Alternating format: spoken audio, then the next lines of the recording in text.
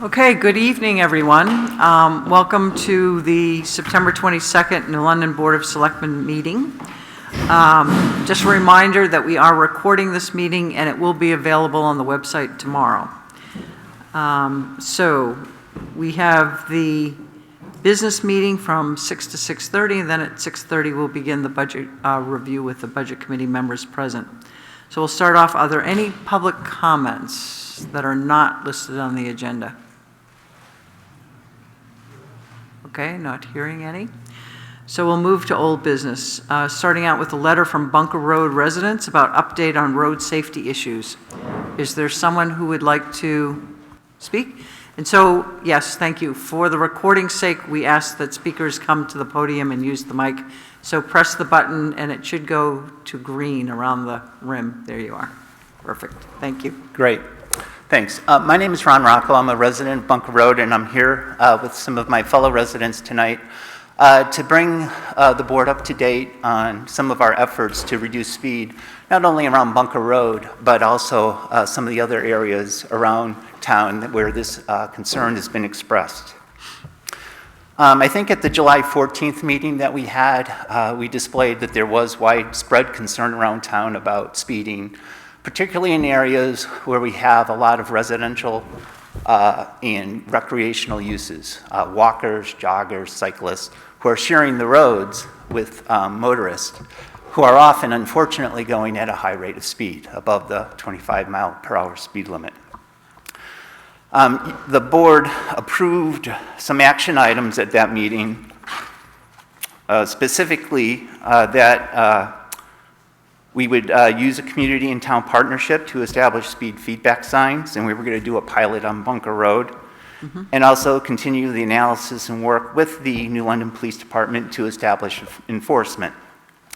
So after our meeting, our group on Bunker Road was able to very quickly secure financial commitments from our neighbors to get enough funds to pay for the feedback signs, and we started a process with the police department in terms of working perhaps through the Police Benevolent Association to fund those signs. Unfortunately, we had a lot of progress through about the end of July, and then at a meeting where we thought we had a green light to go ahead and fund the signs, Chief Cobb had some concerns expressed by the PBA board, so she wanted a little bit more time to investigate that. Long story short, at the end of the day, we had a meeting in, I think it was early September, where the PBA wasn't going to be a good funding conduit, which we understood. But we also had felt at that meeting that the police department wasn't really supportive of the idea of fixed feedback signs on Bunker Road or other places. So while I think we technically still could go through with the investment in the fixed feedback signs, with all due respect to the police department, who we support and admire, and we know they have a tough job, we just feel like there needs to be a little bit more of a commitment from the police department to either work with us on placement of the fixed feedback signs and show some enthusiasm towards that. And also some of the enforcement, which I think we saw a little bit of an uptick before and after the July 14th hearing, especially in our area. But unfortunately, we haven't seen a follow-through on that. And a lot of the driver behavior that we saw before that hearing has predictably come back. So I guess we're before you today a little bit confused that, we thought we had some progress towards this. And now we're kind of back to where we started, and we've gone through a couple hearings on that. So, we just really want to express our continuing concerns. We are working with the Pleasant Lake Protective Association and Slope and Shore. We started a conversation with them about maybe doing something more widespread in Bunker Road, but that is in the very early stages. Around Pleasant Lake. So including Elkins Road, maybe Pleasant Street and Lakeshore Drive as well. So we're still working with our community members. We also took your advice and did some outreach to some of the other neighborhoods, and we have created this concept of a neighborhood for safe streets organization, where some of us can work together and coordinate on some of these issues. So we want to work on the educational component, but we also feel like we do need those feedback signs in place, and we do need the enforcement. I think Chief Cobb correctly pointed out that we weren't going to ticket our way out of this problem, but we also think that enforcement is going to have to be a strong component if we are going to curb behavior. So we just wanted to report back to you on that. There's a little bit more detail in the letter for you. I won't read it into the record for you, but we just would appreciate any help that you can give us in towards moving the ball forward on this and slowing the speeds down in town. Thank you. Any questions for her? I wonder if Chief Cobb might want to Yep. address some of the points that were raised.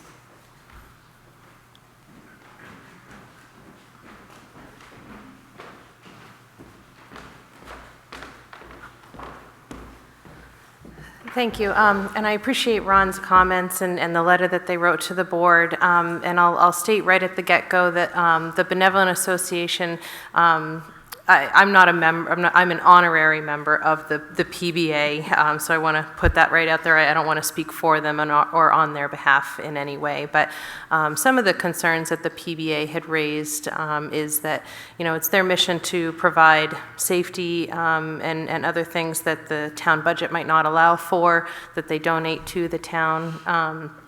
So one of their concerns was that it was for a very specific street, and they want to make sure that they are being fair to all streets. So I think that was one of the concerns of the PBA as far as a fixed sign goes.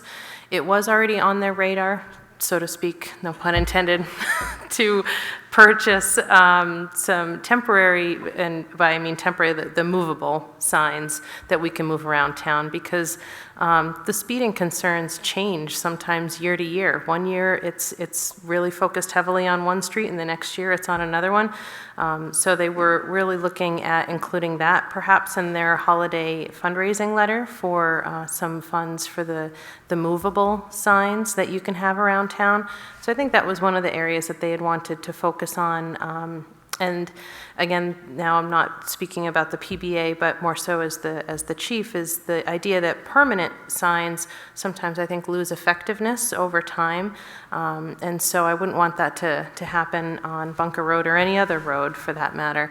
And if the board is looking to have fixed signs on Bunker Road, I think the board may wish to consider that you might get requests from other streets as well for the same type signs fixed throughout town.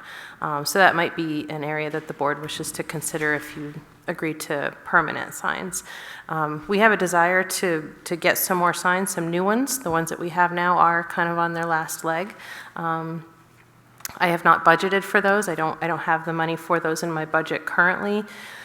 And again, that's an area that the PBA was looking to raise some funds for with their annual holiday letter this year. So I appreciate the folks from Bunker Road coming tonight, and again, for the meetings that they had. And I can also see where they're coming from. They thought they were getting a lot of traction, and we were really close to the finish line, and then it kind of petered out. So I can appreciate where they're coming from on that score. So, thank you, Chief. What is the cost of a fixed feedback sign? They range from about $2,000 to $5,000. Some of the ones that I had shared with the Bunker Road crew was about $3,500, $2,500. Is that the one with the solar powered? Yes, yep. And I'm sorry. Go ahead. Some of the signs, if you want the ones that report the data back immediately, those do have an annual operating cost of about $400 per sign. I don't know that, and that is something that I would have to include in the budget. I don't know that that's what we'd be looking for these, because that'll add up. If we get 4 signs, that's going to be quite a bit of money. So. Understood. And what's the cost of the movable ones? I actually forgot it right over there, but there's not a huge cost difference between the movable ones. So it's a few $1,000s depending on the signs. But again, you know, the permanent versus the fixed signs, I think it would just allow us to adjust as the speed problems are in town and as we receive reports of them. So I think that was really one of the primary concerns of the PBA, is the idea that they'd be accepting funds for this one very specific purpose. So so that's source of funds. So if there were different source of funds, would the police department support getting fixed signs? If the board is going to accept funds for a specific purpose for a specific road, then yeah, we'll put them up or work with the highway department to put them up. But I can give you all those numbers and give them to Kim, and she can share them with the board, the permanent versus the fixed. But again, I just don't want the impact of the signs to lose their effectiveness because they're in a permanent location. I know the state has removed some flashing signs from here in town due to the studies that they've done, and they don't have as much effectiveness over time. And then just the cost to replace the signs as well, because they do wear out after a period of time. Yeah. Or if they are damaged in any way, that's something to consider as well. Okay, thank you. Anyone else? I have a question. Yeah. Chief, where is the one that was at the top of Seamans Road? That was a movable sign? Yes, those are all movable signs. And where is that one now? Oh, I don't know where it is currently. But it is? I'd have to go look, right. It's being used somewhere in town? Yep. Sergeant Lamson is in charge of all those signs, and sometimes he moves them, and I don't know where they are currently all the time, so. Yeah, okay. Oh. I can find out. I think he's working right now, but. So our issue is cost of obtaining the funds to do this. Is that correct? And Yep. I don't have the money in the budget. I haven't budgeted to purchase any additional signs this year. Again, I think that's something the PBA is looking to put in their holiday letter, but they would prefer for them to be the movable signs so that they can spread the wealth, so to speak, throughout town. Okay. How many pockets of problems do we have? We know about West Side Drive. Mm-hmm. We know about the Bunker Road and the surrounding roads from there. Yep, some of the other. How many pockets of this problem do we have in town? It varies depending on the time of year. Little Sunapee Road has also been very vocal in the past about the speeding on their road. Burpee Hill Road has also been quite vocal about it. Seamans Road is always seems to be a problem. So I would say up to about a half a dozen other streets in and around the area that prove to be a problem. Shaker Road has been on the list before, where we've done some speed studies, the speed data studies. There might be as many as 8 or 10 of them there. There could be, yep. Again, it kind of varies. Usually in the summer, the complaints on roads where people recreate in different areas, like Bunker Road, tick up a little bit just because there's more people. So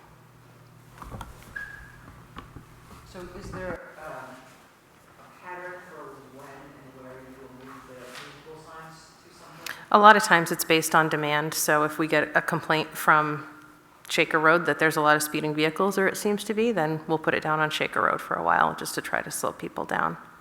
So is there a plan to bring it back to Bunker? Absolutely, there can be, yeah.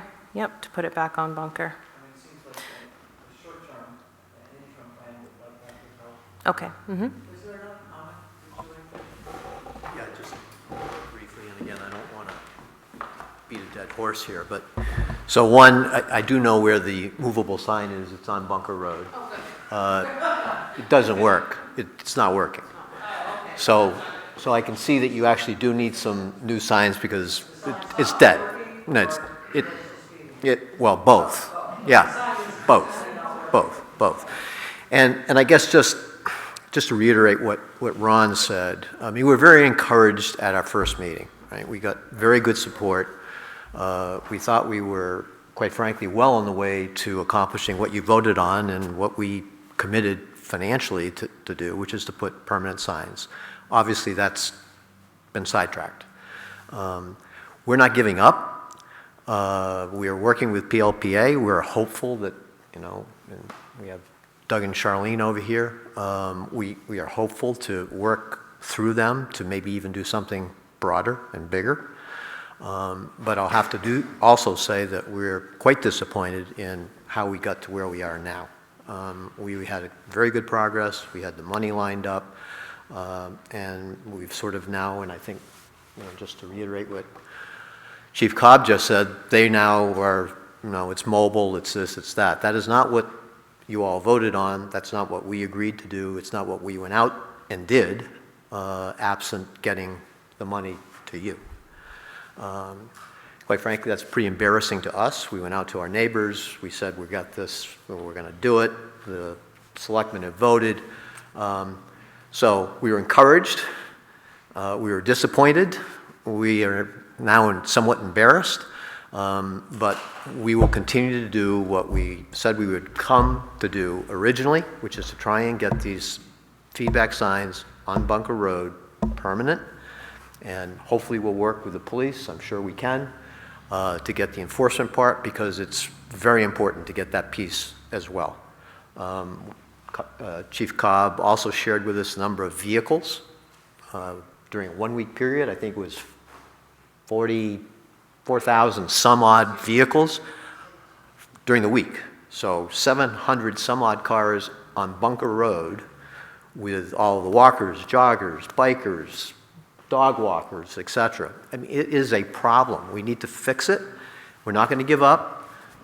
Again, we thank you for your continued support, and we will need the support of the police department as well. Emily, are you coming back to the podium? I'm just wondering, is there another source of funds? Is there some grants program, either state or federal, relative to safe streets, safe whatever, that There perhaps may we could be. do some fundraising plus apply for a grant? I don't know of anything off the top of my head, but I could look into that, absolutely. So some of the, as he was just mentioning, the speed studies that we had done a speed study on Bunker Road. We did it in both the narrows and the straightaway, so to speak, and then, so it was for a week period of time. This one was 4,200 vehicles. The speed limit is 25. The average speed showed that it was 24. And so the enforcement sometimes might not look like a bunch, but again, if you're walking on the road, it feels, I mean, the cars feel like they're going quite a bit faster. Now, this is not indicative to say that there isn't a speeding problem or that the folks shouldn't be concerned. That's not at all what I'm saying. But we did do some speed studies on Bunker Road. Some of the signs, depending if you look for a 12-inch display or a 15-inch display, it's about $3,000 or $3,500, depending on which sign you would like to get. And again, so like I said, the cloud access for some of these signs for the data is free for a year, and then it's $500 per sign per year afterwards. So it's a little, you can choose what you might like. But again, you know, it's not to discount or discredit at all, because I think that the folks on Bunker Road and the other streets in town, for that matter, have very valid concerns about the speeding here in town. Again, I don't want to speak for the PBA, but I think that was where we kind of met a little bit of a speed bump in terms of the funding of the project and moving it forward. But if the board would like an analysis or a printout of some options, I can absolutely provide that to Kim, and you can make your decision. I'd like for us to look at some other potential funding sources, such as a grant, you know. Sure. Because I know that there is some stuff out there that I've seen. Right. Yep. And then maybe, you know, that coupled with some public-private partnership in terms of fundraising may be able to get us to the point of being able to pay for the fixed things, and then we can deal with the operating costs. Sure. Is that, But I think we're talking about $20,000 or $30,000 if we're talking about the town. well, I think initially, though, we need to respond to the Bunker Road issue, yes. Overall, we do have, you know, as you stated, 6 or 8 hot spots. But we've got to start somewhere, and I think we need to be responsive to the Bunker Road folks. And I think, oh, I'm sorry, Bill. That was part of the Bunker Road folks' impression, if I'm not mistaken, is that was going to be kind of the pilot program to do that very same thing. So, yep, that's absolutely what I understand as well. So, I mean, and please don't, you know, the police officers are out there. They are trying to have enforcement efforts, but Bunker Road is not our only speeding problem or issue in town that we deal with. One of the signs is on Bunker Road, and I believe the other's on Burpee Hill Road currently. So,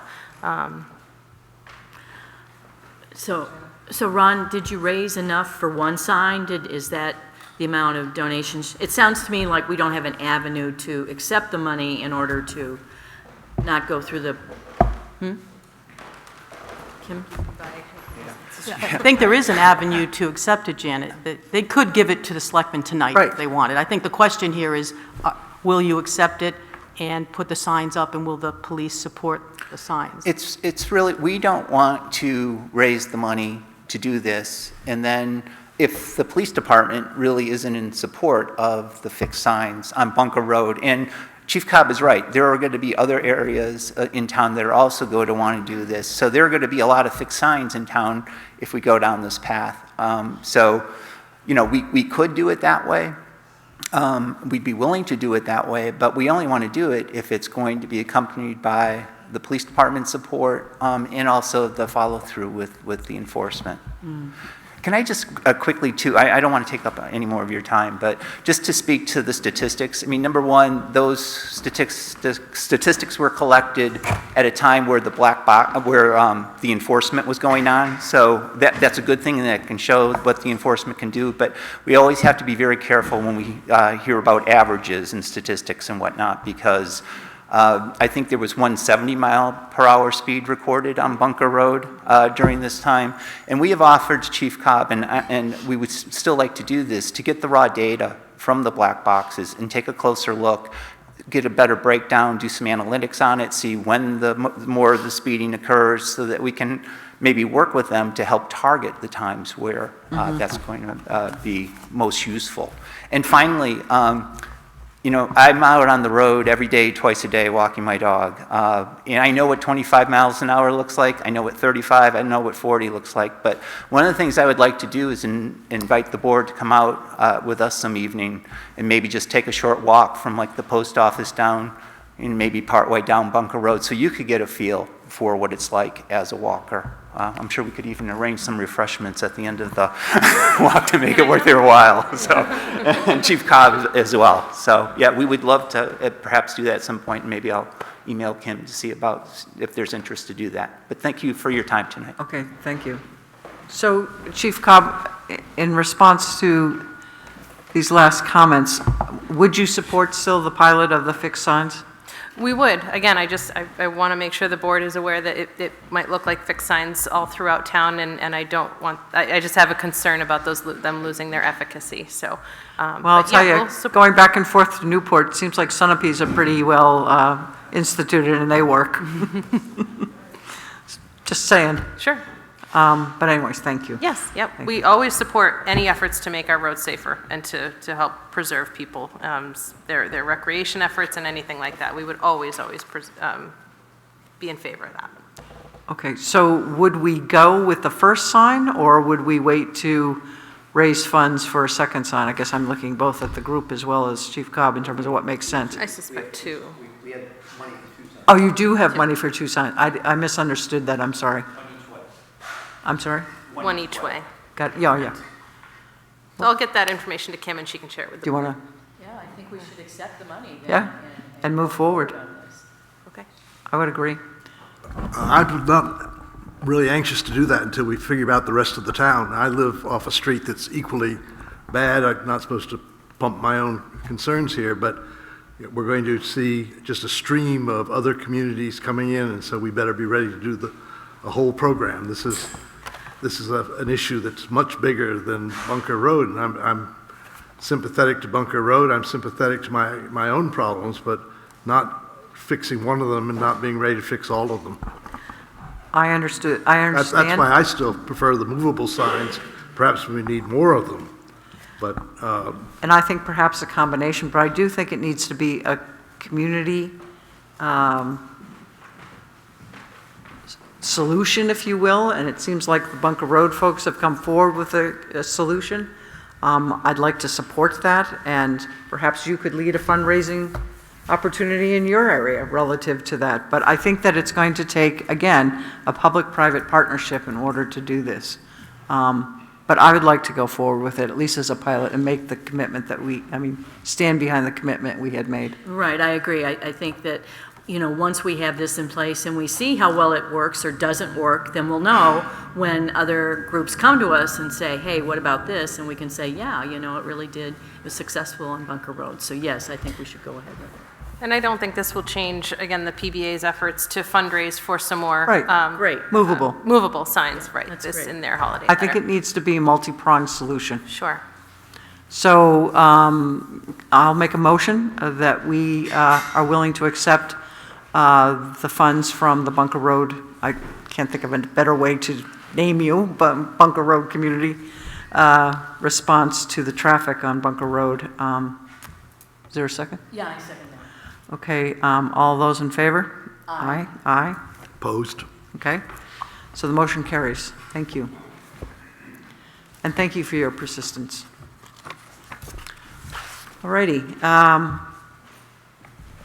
So plans for future of continuum property for the future police station site. Bill, do you want to lead off on that conversation since you jotted Sure, down I some- set out for our discussion just a possible timeline because as we discussed at the last meeting, there are a lot of things to be done at this point, and I think Kim is working with on the appraisal issue and on the option and purchase and sale agreement and on the title issues. I think we need perhaps briefly tonight to talk about whether we have any preference on the 10-plus acres of where we might look so that we give some priority to the soil and subsurface work and so on. Because if on the one hand we want the preferences on the larger piece of land on Newport Road, that would be one way to start. If the preference is to try to do something on part of the county road site, that would be something else. I guess I'd be interested if the chief has anything to say about that. Maybe you should just move your seat over there.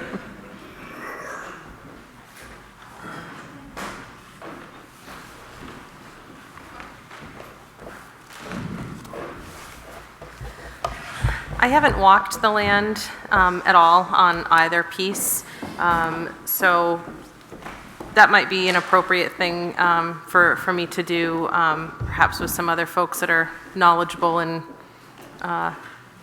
building and other things, and I'll volunteer Adam to come with me as the town planner, perhaps somebody that just has kind of a better eye for those types of things, so.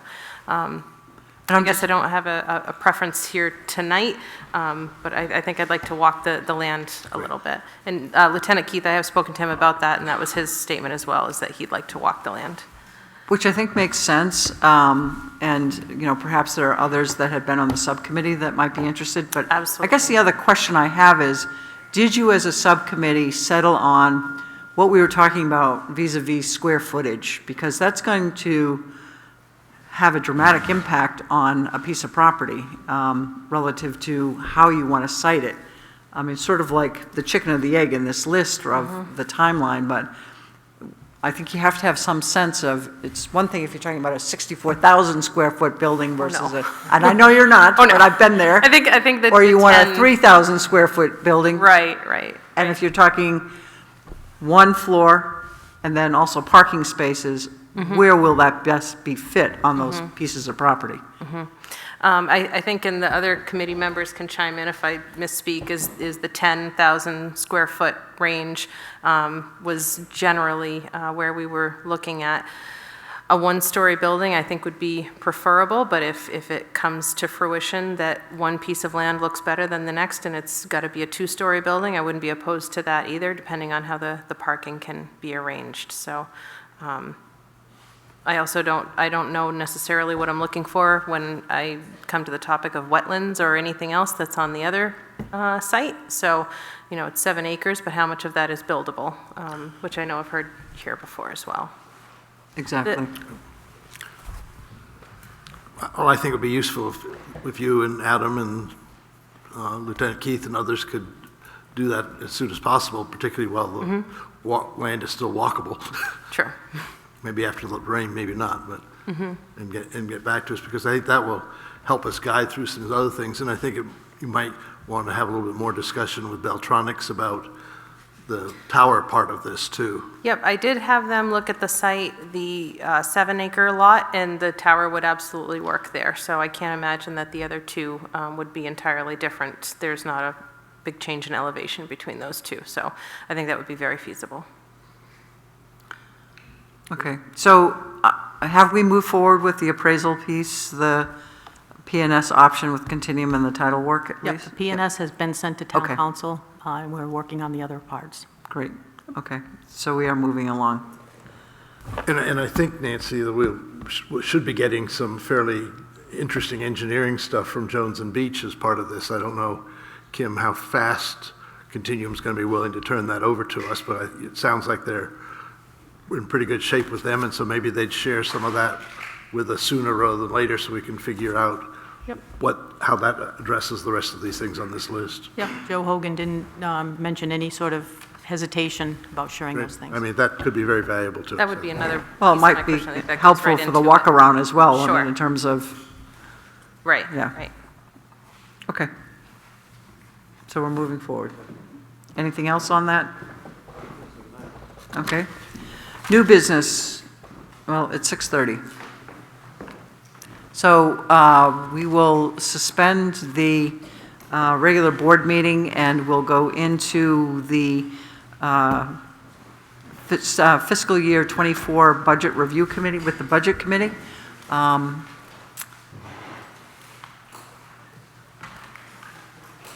What? I can't hear you. I said if we just give those folks a minute to leave, and then if some folks want to grab some of the empty chairs, they could sit down or stand up.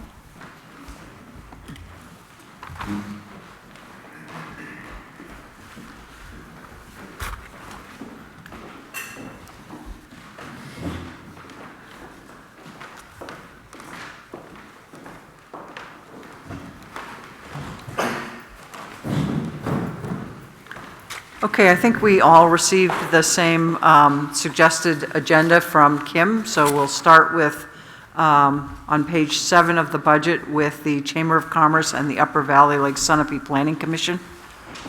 Is there anyone, hi Rob, who'd like to speak? I don't think anyone's here for that, and that amount is in, Chamber of Commerce. Okay, good. This is my first time at the meeting, so I'm just... Could you come to the podium and introduce yourself and, Yep, my name is Colleen DeAngelis. I work for Sugar River Bank, and I'm on the board of the Chamber of Commerce. I'm the treasurer, representing Ashley. She's at the Big E this evening. So do you have any questions for me, or do you want me to present what we're asking for?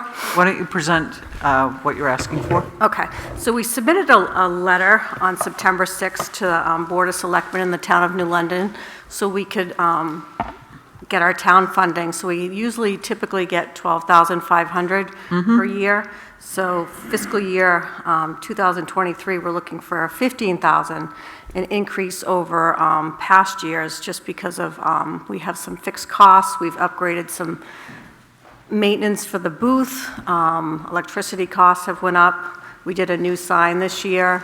We're bringing the info guide in-house, so we're looking for printing that materials. A lot was listed in the letter. It's the town of New London has 13% of our operating budget, and So does that $15,000 request represent 13%?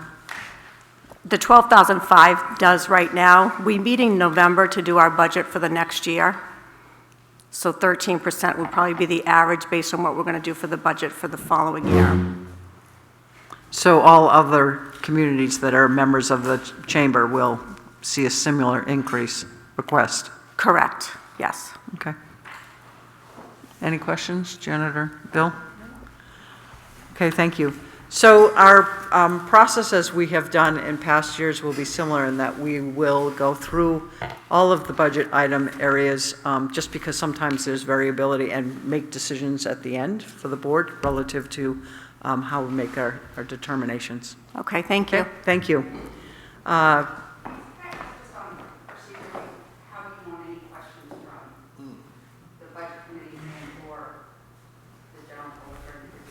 If there's any questions, feel free to raise your hand. And again, though, we'd ask everyone as a speaker to go up to the podium, introduce yourself, so forth, because we're recording this. But thank you. So, Kim, do you want to speak to the Upper Valley? And Yes, and we might even get Adam to speak to it. He used to work for them, but it's a regional planning commission that helps us, helps the town. It's a member organization, most of the towns in our county.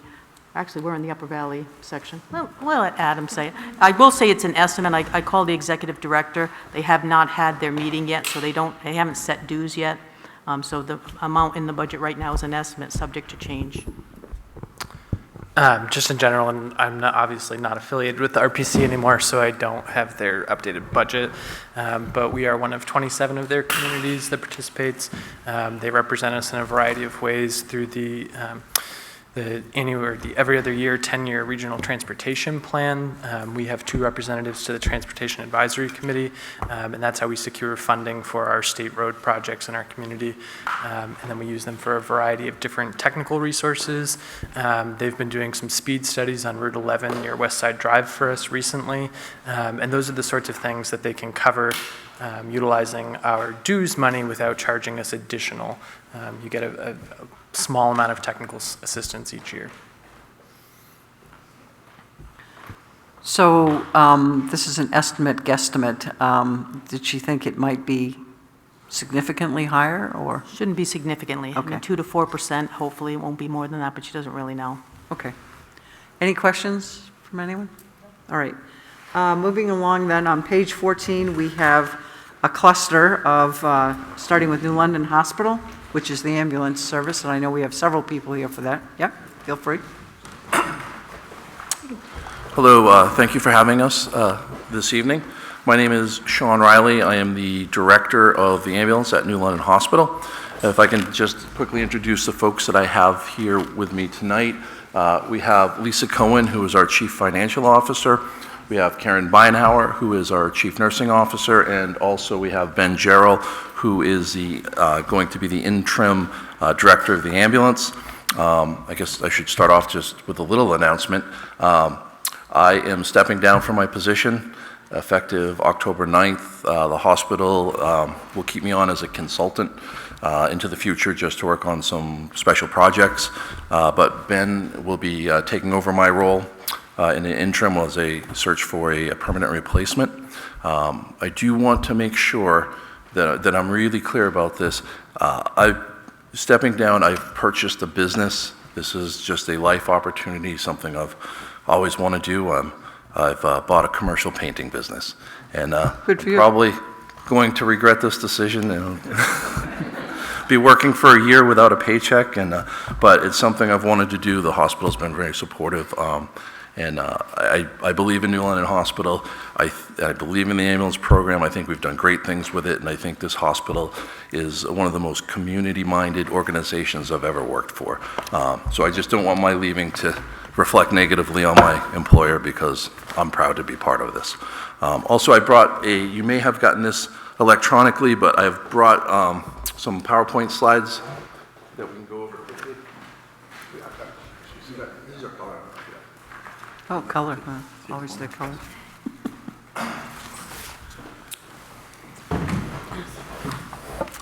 All right, so there's a letter. We are asking for a 4% budget increase over last year, so that would be $197,203 for one-year service for providing ambulance service to the town of New London. I wanted to take some time to kind of go over why we're asking for the increase. As you can imagine, staff's hard to get, and prices of everything have gone up. And I also I promise to be very quick, because your time is important, but I wanted to just let you know what you're getting for your money. The first slide I have here with the color bars, this is a call volume of the town of New London. Every year, we've seen a slight decrease. However, this year, our green bar, year 2022, that data is through August. So if we continue on this trend, we expect to see over 400 calls will start to creep up again as far as our call volume goes. Let me flip page to page here. Front and back, sorry, it's hard to flip. If we look at our next page that I have in my packet, our average response time. As you know, New London Hospital ambulance, we provide primary 911 ambulance transporting service to 7 communities in the area. And then we do mutual aid to the other ones that I've listed here.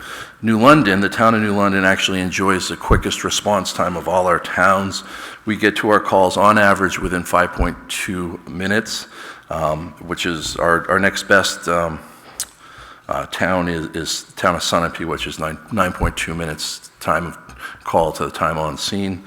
And as you probably know, we have a station in Sunapee, we have a station in the hospital, and we operate 2 ambulances 24 hours a day, 7 days a week. We have a 3rd ambulance that runs Monday to Friday as a peak truck for our peak volume. And we use those ambulances to handle both 911 emergency calls as well as inter-facility transfers for the New London Hospital and part of our system with Dartmouth and APD.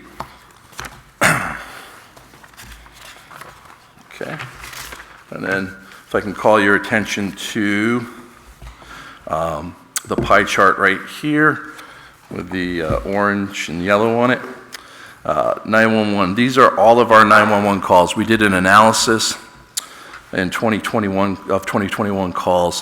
One of the reasons that it's expensive to run a 911 program is because we only bill for patients that we pick up and we transport to the hospital. That's how we bill. It's a transport benefit. If we go out, if there's a car accident, we go out, nobody needs to go to the hospital, we don't generate a bill for that. If Chief Lyons gets there first, finds out, it was a lift assist, they help somebody up and cancels us, we don't generate a bill for that, so there's no revenue. Those are calls we need to respond to, we need to be prepared to respond to, but it's calls that we don't actually bill for. And on average, we about 60% of the calls that we respond to, do we generate a bill for reimbursement. So that's a lot of work that we do without getting reimbursed for it. So can you explain patient refusal versus canceled without patient contract? Yes, good question. So I monitor that for a couple of reasons, more from a quality perspective. Yep. But we, if we show up to a call, it could be a car accident, could be somebody who fell at home, could be somebody who fainted, and by the time we get there, they have decided that they don't want to go to the hospital. We do an assessment, we check vital signs, we fill out paperwork, but we don't bill for them. There is a no transport. And the canceled without patient contact, that would be if the fire department got on scene first, they said, yeah, the patient's gone, it was a minor accident, cancel the ambulance, or it was a lift assist, we helped him up, you can cancel the ambulance, or just a myriad of other reasons they'd cancel us before we had patient contact. So that's what we monitor for there. The other thing, the other pie chart I'm showing you, it gets in depth. Most of our patients we bring back to New London Hospital, but not all of them. If you call the ambulance and you have a preference for Concord Hospital or Dartmouth because you had surgery there and your medical care is there, we will honor that request. But more importantly, New London Hospital is a wonderful community hospital. It's critical access community hospital. It's right here to take care of patients locally. However, there are some very important things that we're not big enough to provide. Namely, would be a cardiac cath lab. There's a certain type of heart attack called a STEMI, and in order to have the best outcome with that, you have to be able to get to a cath lab and have your coronary artery opened in under 90 minutes. So if we show up on scene, we do a 12-lead EKG, we can identify this type of heart attack. In that case, instead of bringing it to the local hospital, we bring you directly to the larger medical center so you can get your procedure done quickly. So it's the time-sensitive things that we do that. It's really a benefit to the citizens here. New London Hospital doesn't bill for that. You do get an ambulance bill for that the insurance mostly covers. But the other problem with that is when we do go, whether it be 26.4 miles up to Dartmouth or 36.4 miles down to Concord, it takes us out of service a lot longer.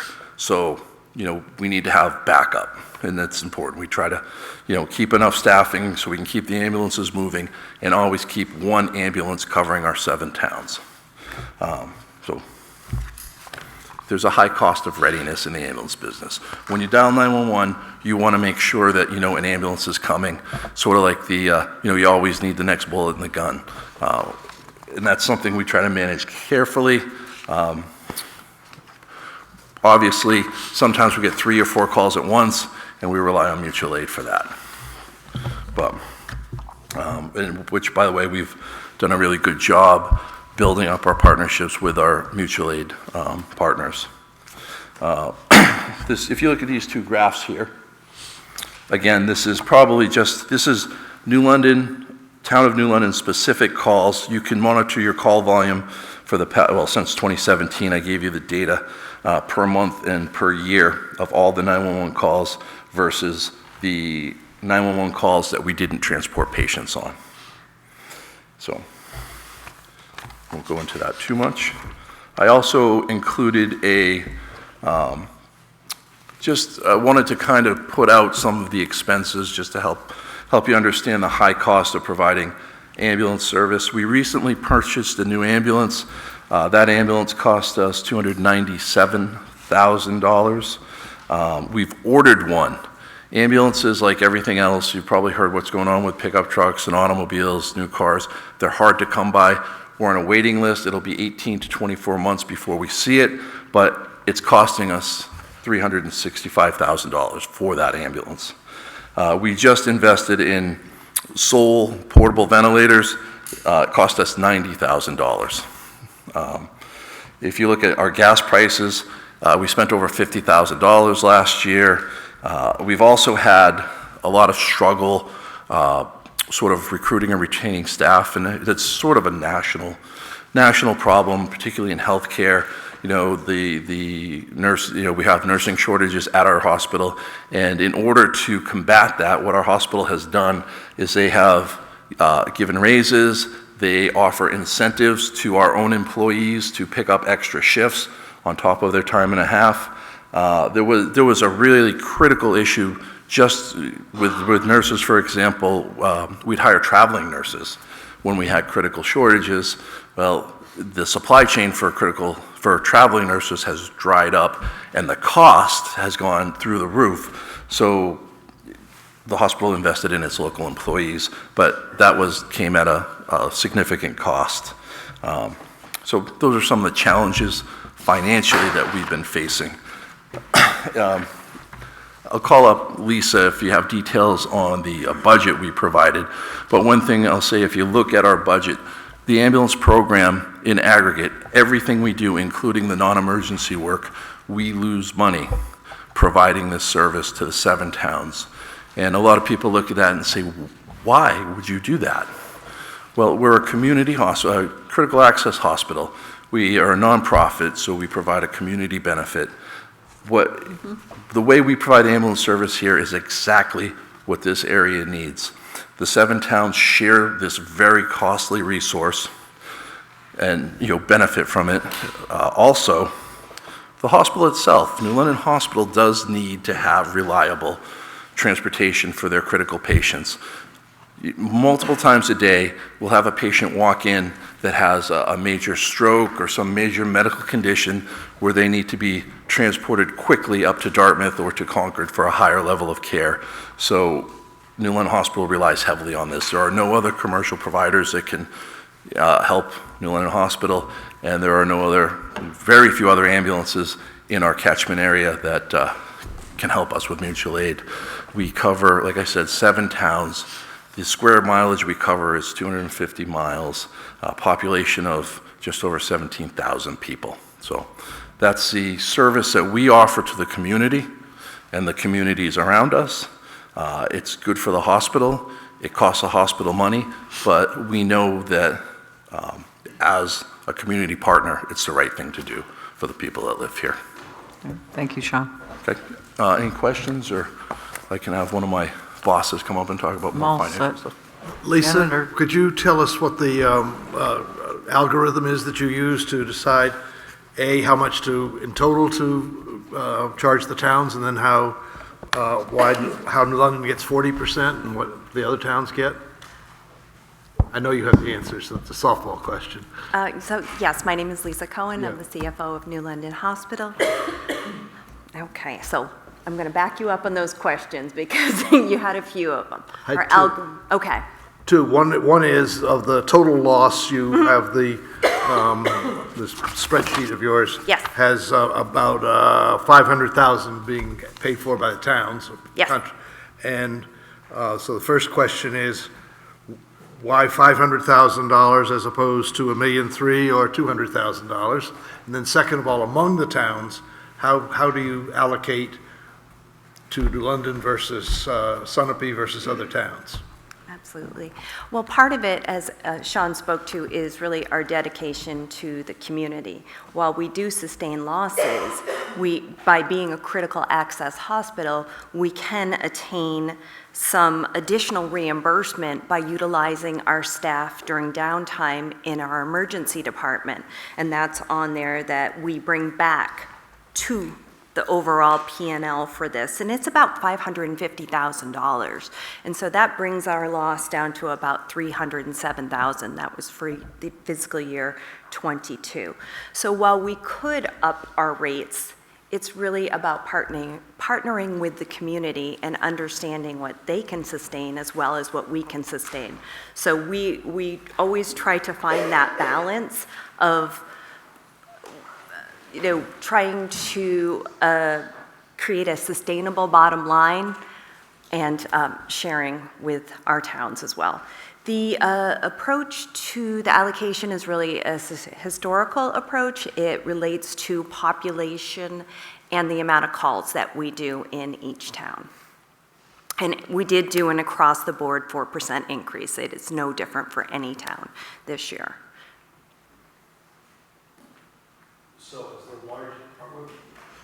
New London's probably the largest town. It is. New London is by far the largest town with the quickest response time.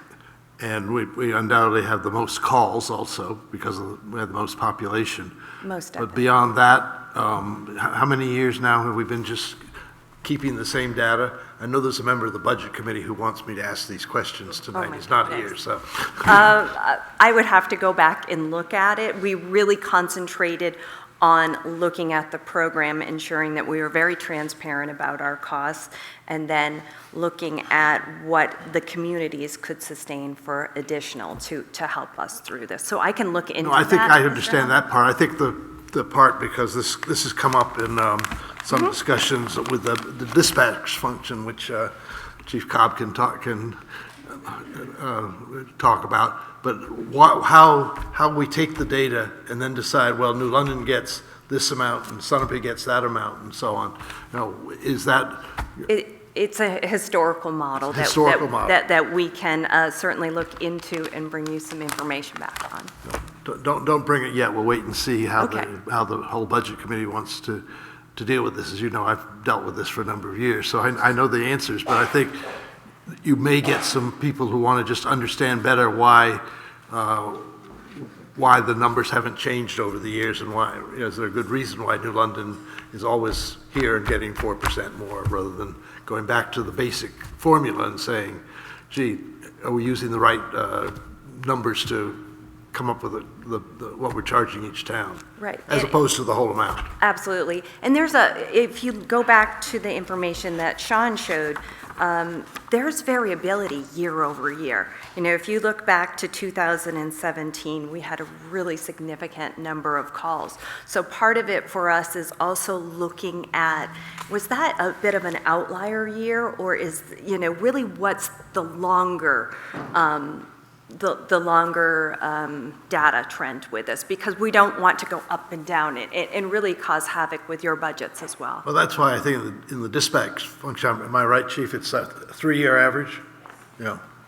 Good, thanks, Lisa. Thank you. Okay, any other questions? Oh, hearing none? Okay, thank you. Thank you both. Moving on, also on page 14 of your budget sheets, Lake Sunapee Regional VNA. Is there someone in the VNA? Their request is the same as it has been for several years, so any questions from? All right, hearing none, moving along. The Council on Aging. Again, this has been the same request for at least the last, well, it was last year. They had increased it to 38.5. And we have Rob Kroll. Yes. Represent a new. Yes, Right. I'm chairman of the board, and Oh, great. Kelly, unfortunately, is out of town down in the south because her daughter is graduating from a military school. Oh. So she knows all the, the fine details, but it's, we're a vibrant organization. We serve a lot of people. It's based on the number of people who come in. We're not asking for any increase this year. You gave us an increase last year, and we thank you for it. So if you have any other questions, I'll try to answer them. We serve in 9 towns, which is in the area. And of course, our town here is the one that has the most folks, and they have a huge lending library of equipment. I was over there today, and I was helping a gentleman from Grantham who had to get wheelchairs and all the other equipment for his wife. And I helped him load it in the car because he couldn't lift the equipment. But so it's a little more enjoyable than being on the budget committee than doing this. But any questions? Rob, I might just anticipate Colin's question here too, which is how does the Council on Aging determine how much New London gets versus other 8 towns? Well, that's a question. I mean, we get $70,000 from the towns, and Kelly would know the exact. $70,000 total from the towns. We have a budget of about $284,000, and of course, most of that money is through fundraising, through donations, gifts, investment income. There's some income coming in from some of the programs that we provide, but over $100,000 is basically money we raise from folks in the community by asking them to make a donation. But it's based on the amount is based on the number of people that come in from a town wanting to get services, whether they come into the building or whether they call up and ask to have somebody transport them to the hospital or to some other location. Any further questions? Hearing none. Thanks, Rob. Thank you. All right, we'll move on to court-appointed special advocates, also known as CASA. Welcome. Good evening. My name's Tara. I'm with CASA of New Hampshire. We are again requesting funding from the town of New London to support the volunteer advocates who are out speaking on behalf of the children who have been abused and neglected by their caregivers, parents, adults in their lives. Are there any questions along with our funding requests for this year that I could answer?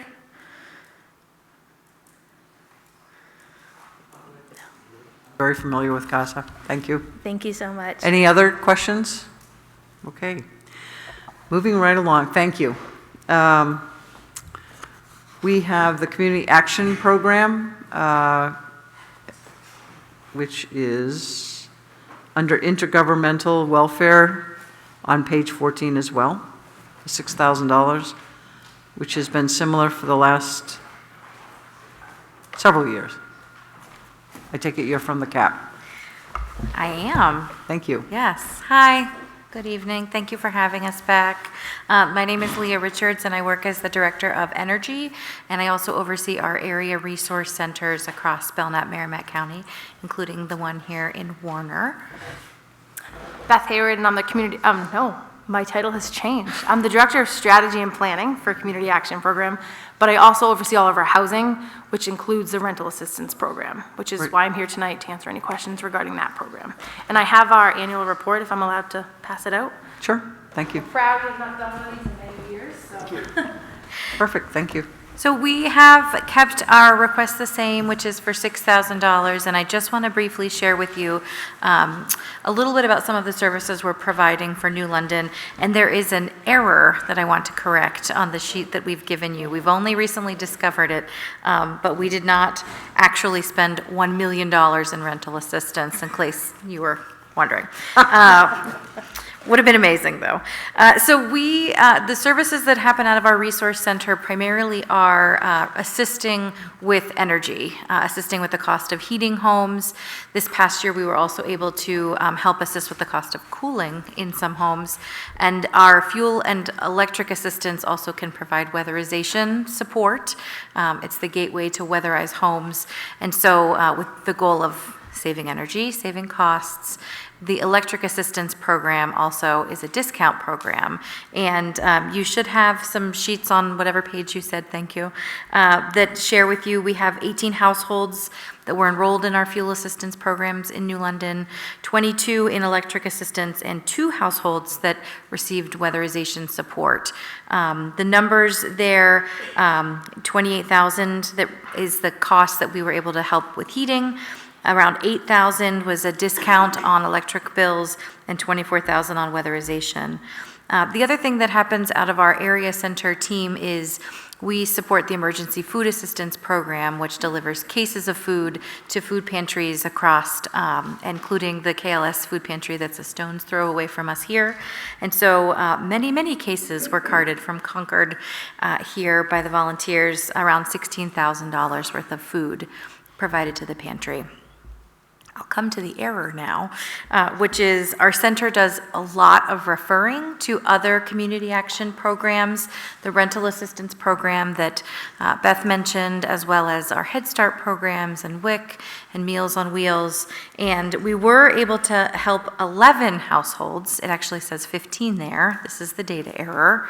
However, the number listed there of $1.2 million is actually still a tremendous number. It's $109,467. So not quite 1 million, and apologies for that. You were one of our first towns we pulled data from, so we've caught our error on yours when we said, did we really spend $1.2 million in New London? But we really try to help those who most critically need us in the ways that we can to keep them warm and keep the lights on and keep them housed. So we are finding these numbers are from our prior year. Boy, are the numbers different this year. We are helping a lot of households. And as you may have heard in the news, there's a new state program that's going to actually help our median income households, and so we will be assisting with that. So happy to answer any questions. I don't know if you want to add more about rental assistance. So the rental assistance program, I'm sure everyone is familiar with it. It's been around for quite some time. The snapshot you have is from July 1st, 2021 to June 30th, 2022. The program opened March 2021, and it's continuingly to go right now. And we help, confusingly, also with fuel, also with electricity. And so you can really be in both programs, and we're really trying to wrap people, the whole family, so that people really can get back on their feet. And the need is actually greater right now than it was 1 year ago. And so this program is going to continue into 2023. There is no official end date for this program. And so we are telling everybody, please visit capnh.org. It's an online application. And it's 80% AMI. So it's dependent on the town you live in to determine whether or not you're eligible. But we're telling everyone, please come and apply. We're really trying to help people, especially now, because it's worse than it was 1 year ago, unfortunately. Thank you so much for your support. Happy to take any questions. The only question I have is with regards to the home heating fuel, and certainly a little while ago when we were really concerned about the high cost, but it's high as it is anyways. Sure is. Do you have any sort of preventative promotional materials around encouraging people to seek assistance as opposed to perhaps unsafe heating alternatives? Yes, in our general sort of marketing and outreach, and as we're handing someone a flyer, there's some tips on what you should be doing. We are working really hard to help folks not use illegal systems Right. through our weatherization program. And so if there's a home that has a system that would not be approved, or a home that doesn't have heating that's working, we are happy to connect them and help them get priority to receive weatherization support. Well, we certainly have had concerns from our fire department relative to the repercussions of, unfortunately, people using alternative sources that are just Absolutely. not safe. Yes, So it would be nice if you could couple up with maybe some educational materials. absolutely. Anyways. CJ, I got it in. I have a question. When you're working with individuals or families, do you advise them the best way to obtain fuel oil assistance or electric? Well, especially fuel oil. If they need a delivery, do they wait until they're out and then call an emergency delivery, which costs more? So we do, one of the programs that is very much meant to help exactly what you're saying is if someone calls us this season at the moment that you are talking about, I'm out of fuel or I'm about to be out of fuel, whatever it is, that tank is empty, they become a part of a program that the next season we're very proactive in outreaching. And we've already gotten some calls from, they hit a critical point last season, called when they were worried their family was going to be cold because they had 2 days worth of, propane or oil. And so we start outreaching to those folks in July. Good. And with the goal of eliminating, right, those emergency trip fees can be $100 plus. Exactly. And so for households that experience an emergency, we right away the next season are trying to get them in quickly, so. Good. Thank you. Thank you. Any other questions? Thank you. Thank you. As I understood, we have a new request from the visiting nurse and hospice for Vermont, New Hampshire. That's actually not included yet in the budget. Is there someone who'd like to speak to that? Sorry, I wasn't using the mic.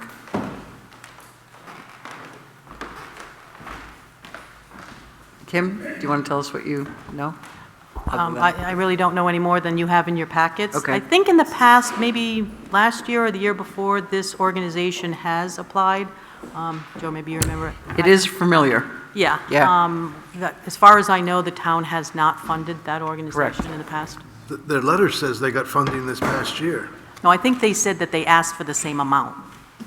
I think his letter said they requested no increase, but they didn't get anything last year, I think. So I think they've asked on and off in the Right. past. Joe? Yes, please. I just want to get, Joe Cardillo, Budget Committee, I just want to get to this before we move off of page 14. I think it's a housekeeping error. I can see where I didn't want to ask. CASA and New London Hospital, obviously, we've not forwarded them the funds yet in this fiscal year. That's why those show zero. My real question is on CASA. I don't recall a $4,000 budget request for last year. They didn't request 4,000. I think they requested 1,500, and the Budget Committee upped it, was my recollection. I think we wanted to give them extra money for some additional training. The people who presented last year talked about the need to train volunteers. So they will get 4,000, but this year they asked for 1,500 again. So And not we put in- requesting anything more. Okay, thank you. All right, thanks, Joe. So moving on then, on page 16 of the budget sheets, we'll start with the New London Garden Club.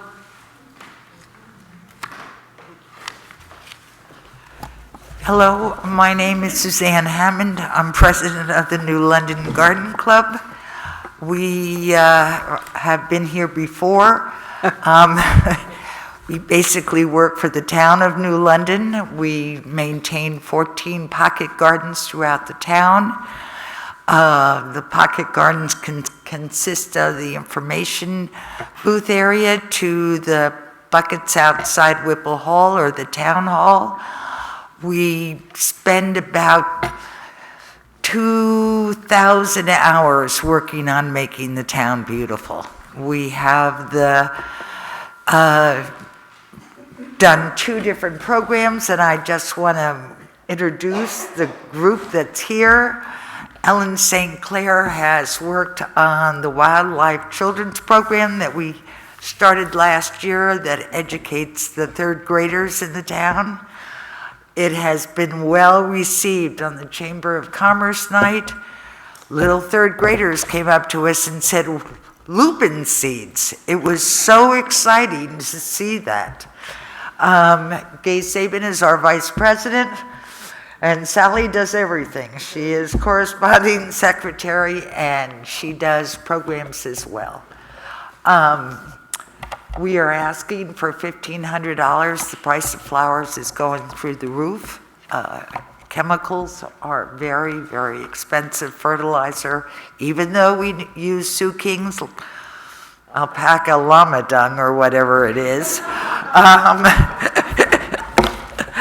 it's cheap but cheerful.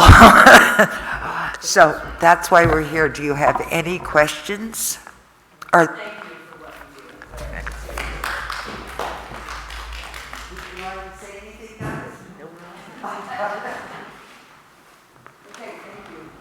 So now we'll move on to the Lake Protective Associations and milfoil.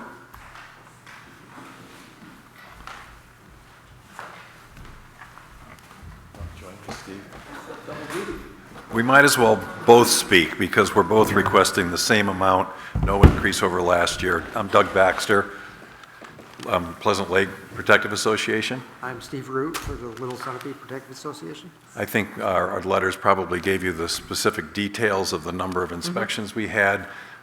We were very blessed again to have 3 of our returning lake hosts from last year and 1 new person, a retiree who's been excellent. They all want to return next year. And again, at our end of the year picnic we had for our lake hosts, they all reiterated how they feel that people have really been educated. And I think that's been the biggest plus for us, is that people pull up with their boats and they already know the drill. They've cleaned their boat, they've made sure that the trailer's clean, and we're very proud that we've had no invasive species reports. Great. So we really feel the program's been working and it's very Perfect. successful. Nice job. Thank you. Ditto. What Doug said, Ditto. I just wanted to mention a couple things. Nancy Lindsay, the president of the association, is here too. Invasives are a real problem. We see them in Japanese knotweed around town. If you've driven through Vermont, you see poison parsnip, a really nasty one. We have emerald ash borers. These programs are very important to protect against milfoil, which is another nasty one, and they're very effective, as Doug says. We're really grateful for the support the town has given us, and we'd like you to renew it again if you would. Thank you. Okay, thank you. Lindsay? You can. It has to ask Adam. Thank you, guys. I'm Lindsay Harkins. I'm on the Budget Committee, and I am by no means trying to not... Hold on. I will go stand over there. This is awkward.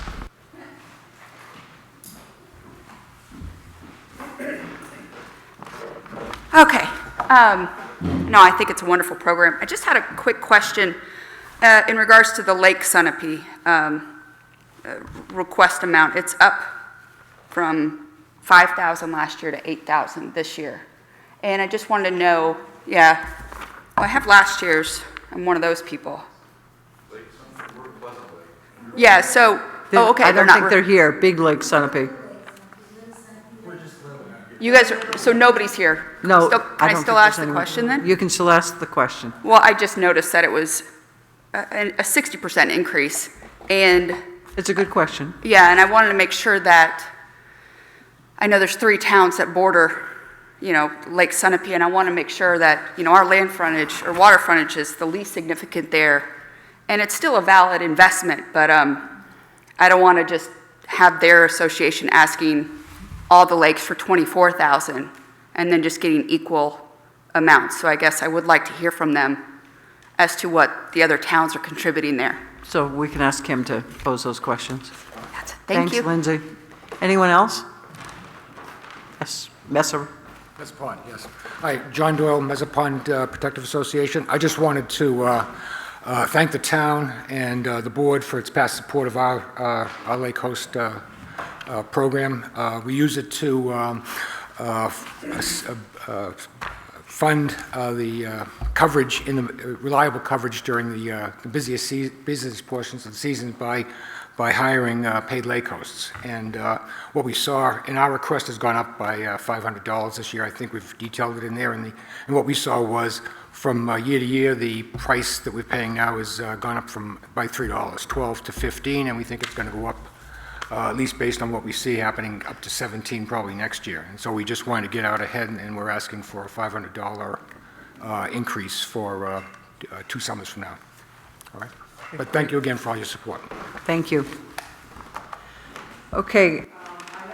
There is a new request from New London Bike Walk Coalition, but there's no one here tonight, so I think we'll just hold off on that item. Yeah, they asked to present at another meeting. Yep, okay. All right, so moving on then to administration on page 1.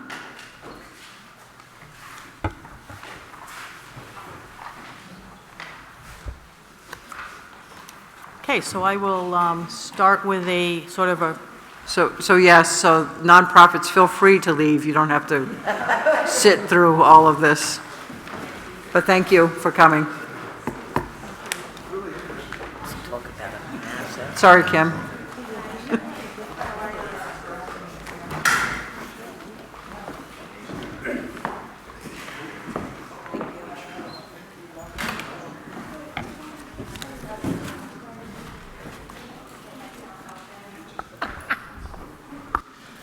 Okay, let's go. Okay, welcome to the fiscal year 2024 budget season. The budget binders have been submitted to all of you. I do caution that we are really early in the season. There's still information to come in. Your budget binder does not include any potential warrant articles. As you all know, the selectmen are planning on $600,000 purchase of the Bewley property, so there are no interest payments in this budget yet. You also may have noticed Bob Harrington put in a potential $300,000 bond for the sewer department. That interest is not in here as well, so just keep that in mind. Also not included are cost of living increases for employees. Typically, the selectmen consider those issues later in the budget, so those are not in yet. There's also the step increases have been put in, though. Assuming employees get acceptable evaluations, there are step increases. Those are included in the budget. Also not included, health insurance rates. We don't even have the guaranteed not to exceed rate, which we normally have when we start this process.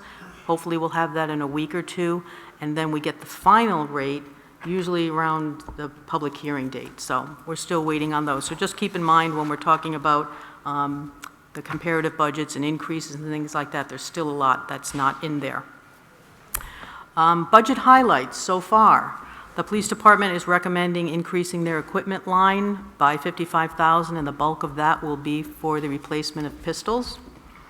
The town clerk recommends the purchase of election poll pad systems. That's $10,700, and Will speak to that issue when he speaks with you.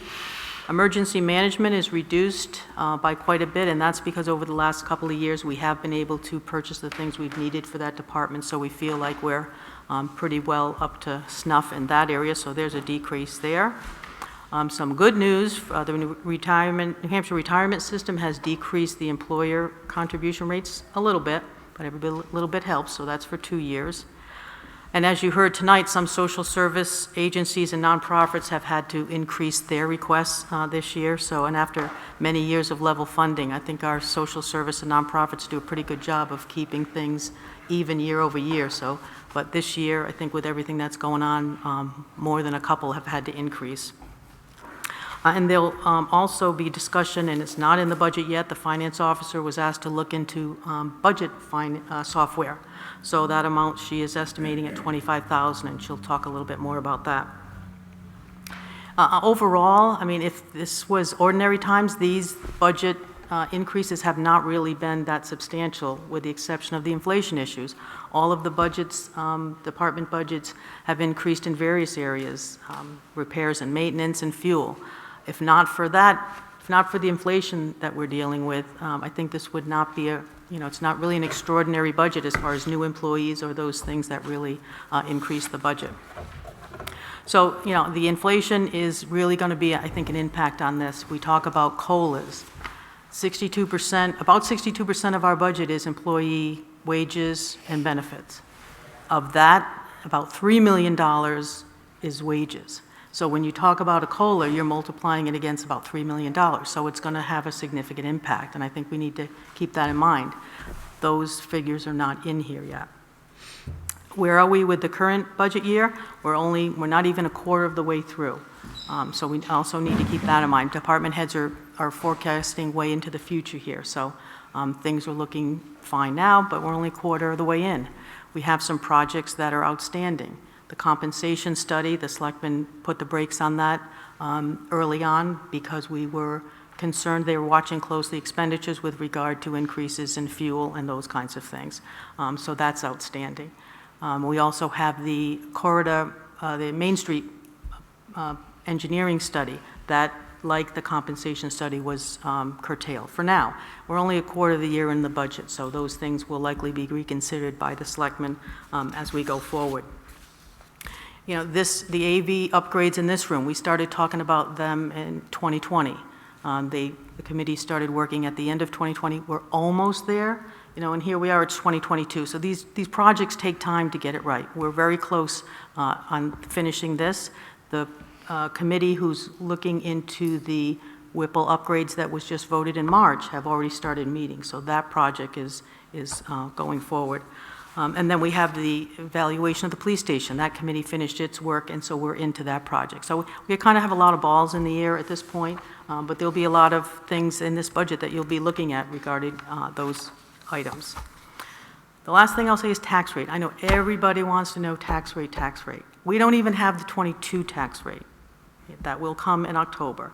But there has been some requests by some budget committee members who want to start talking about the tax rate early on. And we certainly can, but I say it every year, there's estimates that we need to make. I was looking back at the estimates that we looked into for the 22 tax rate. When we had the public hearing in February 22, we estimated the growth of the town to be about 1.3%. That's generally what it is. It was under 1%. So the tax rate that we're going to end up with is going to be higher than what we talked about in February. And that's a good example, I think, of how we have to estimate things. They don't always come out the way we thought.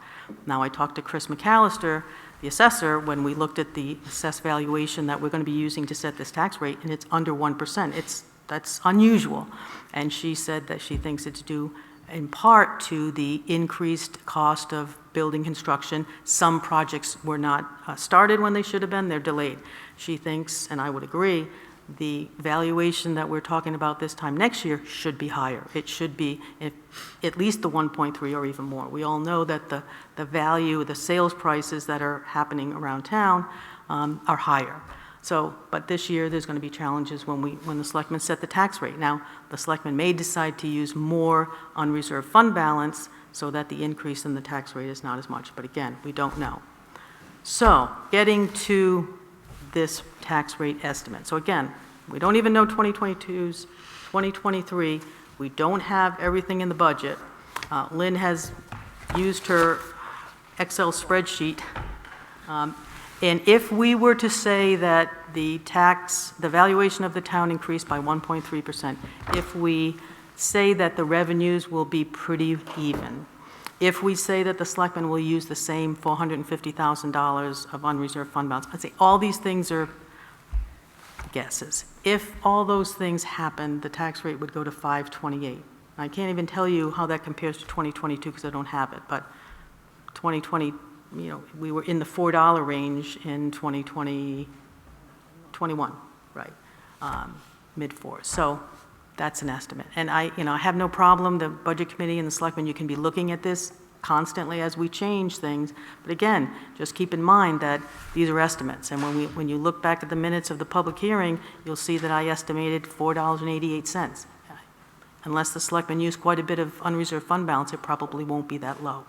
And that's because we didn't have the 1.3% increase in valuation. The higher the value of the town goes up, the lower the tax rate can be. This is just accounting. I'm unclear. So there's question if we'll reach a 1.3 increase. I'm just confused when... In the value of the town. Right. How does it work when the real, like, say there's a house on Birch Acres and it sold 2 years ago for $600,000, and then it resold 2 years later for $800,000. That's more than a 1.3. How does the tax rate and the assessed value of property and everything combine? Because it feels like our real estate values are through the roof. So I'm wondering how that, I honestly, I have no idea. And that's the assessors. So Okay. the assessors they don't change a value based on a single sale. Somebody might sell a house for $1 million and it's assessed for $500,000. That will reduce the ratio that the town's valued at. We used to be in the, like, say, 90%. In the 90s, the town's valuation that we use to report to the Department of Revenue, and we're usually in the 90% range. Now we're down lower, like in the 70s. And so what will happen is, when it gets that low, the assessors will go out, either do a town-wide reevaluation, which we do every 5 years by law. She may have to go and do one sooner in New London, or do at least neighborhoods, because some areas, like commercial, I don't think commercial is selling as hot as some of the homes. So she will have to go and do a reevaluation, or at least an adjustment. Yeah, I guess that's my question. If we're dealing with inflation cost and rising costs of everything, employee payments and gas and supplies, why we wouldn't want to have that evaluation done soon, not every 5 years, because everything has skyrocketed in the last 2. These are unusual circumstances. I mean, this doesn't happen. I mean, what we're seeing now is not common. Right. But Chris McAllister, the chief assessor, is considering doing at least a statistical update for the next tax year, because it is lower. It shouldn't be in the 70% range. Okay. But to be clear, I mean, she doesn't change things just because it sold. That wouldn't be Yeah, right. I know, but because that's our right, barometer. if you didn't sell your house and your neighbor did, it wouldn't be fair if theirs went up and yours stayed the same. Right, well, that's what I'm saying. I'm assuming everybody's house value went up, and I don't want everybody to have to dig deeper. I'm just curious how we... But the assessed valuation is an important thing, because that is a big piece of the tax rate, and it needs to be as close to 100% as we can get it, and fair across all types of housing. Okay. And again, this year, Chris is, experiencing the same thing in Newbury and Sunapee. It's a very unusual situation. As anybody who's either bought property or heard about your neighbors selling, it's really unusual. Okay. Well, I have one other question really quick. Then what is without making any adjustments to our tax rate, what is our percentage increase over budgets presented right now versus last year? So if we look at the comparative budget sheet, the operating budget, general operating budget is up 5.4%. And you can see we have percentage change from the previous year. Sure. Some of them I pointed out, like emergency management, that kind of stands out because it's 43.3%. It's not a ton of money, but still, I like that big percentage down. So the overall general operating budget is up 5.4%. Again, it does not have those things that I mentioned. Health insurance, the insurances for employees, COLA, those kinds of things. And there'll be other things. There may be other areas that the Selectmen or Budget Committee decide to look to. I guess I'm just looking to see what kind of a ballpark figure we need to be prepared to budget in, like let's say round up to 6% increase. For what? For the town's, our total operating budget due to inflation. I don't think there's... It'll be a challenge to make that determination without looking at insurance and also where we're going to land relative to a COLA. Gotcha. Okay. Thank you, guys. Yeah. I mean, the CPI right now is at least 10%. So... Right. It's been challenging. It's going to be very challenging, yeah. But thank you for raising the questions. But looking towards, so we'll start out then with the administration. Yep, thank you, Kim. One of the things that I have increased here is the moderator salary, and that's percentage-wise pretty high. He was, or in the past many years, getting paid per election, per meeting. And Will also speak to this issue because Will actually sees Michael more during elections. But I mean, there is a lot of work to do with elections these days. It's not like it used to be. Michael puts in a ton of time.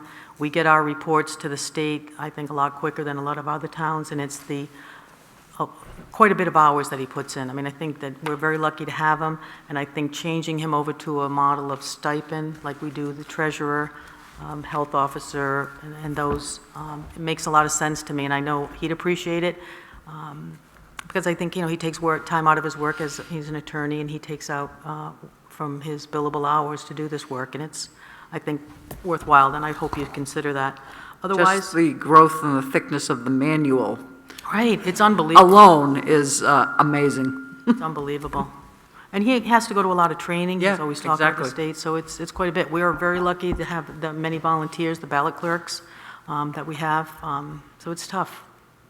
So that's one thing I would request. I don't see, and you can look down the lines, I don't think there was anything unusual. There's no request for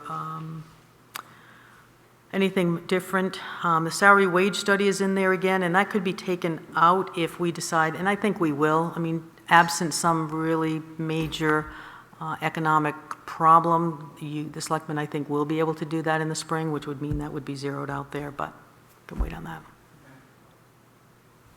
Any questions from my colleagues or the board? Okay, let's move on then.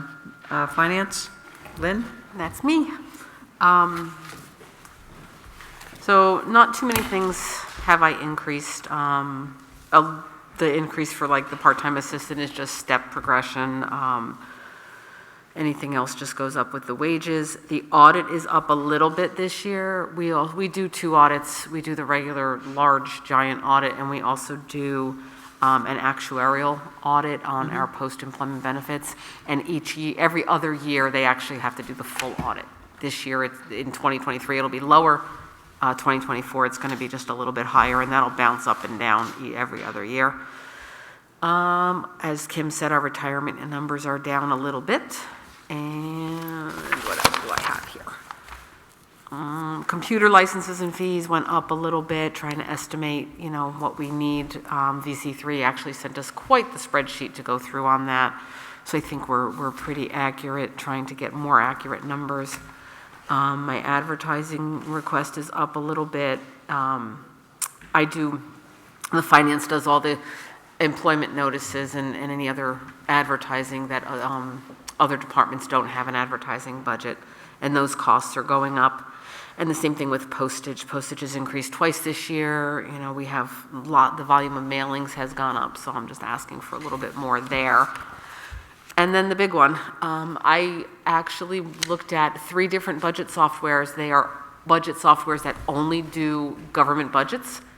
I went through about an hour and a half sitting through demonstrations on 3 of them. Before I even knew the pricing, I knew which ones kind of were very good. But as you can see, the pricing swings pretty wide. 2 of them are kind of in line with each other. The 3rd one is very, very expensive. And that actually was the one that I thought didn't do what we needed it to do, so that's lucky.